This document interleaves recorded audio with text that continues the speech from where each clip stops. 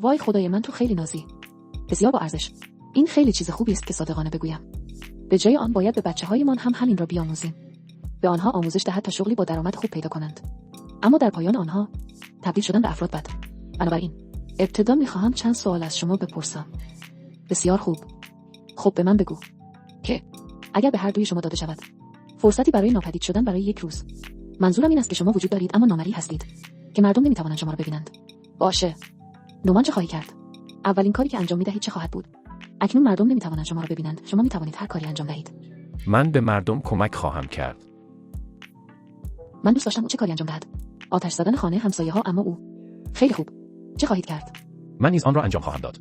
نه، باید جواب متفاوتی بدی. نه، من به مردم نیز کمک خواهم کرد.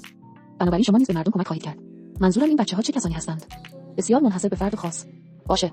حالا به من بگو. سن من چند است؟